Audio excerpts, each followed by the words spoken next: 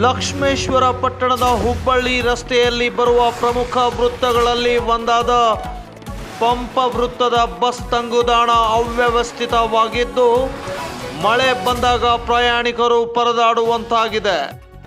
ಇದಕ್ಕೆ ಸಂಬಂಧಪಟ್ಟಂತೆ ಹಲವು ಚಾನೆಲ್ಗಳಲ್ಲಿ ಹಾಗೂ ಪತ್ರಿಕೆಗಳಲ್ಲಿ ಸುದ್ದಿ ಬಿತ್ತರಿಸಿದ್ರೂ ಕೂಡ ಕ್ಯಾರೆ ಅನ್ನದ ಅಧಿಕಾರಿಗಳು.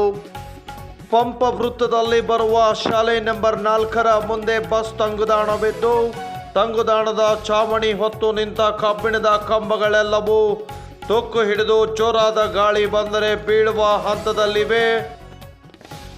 ಈ ಒಂದು ಶಾಲೆಯ ಮುಂದೆ ಚರಂಡಿ ಇದೆ. ಚರಂಡಿಯಲ್ಲಿ ಕಸವೆಲ್ಲ ಹಾಗೆ ನಿಂತು ನೀರು ಮೇಲುಗಡೆ ಹರಿತಾ ಇದೆ.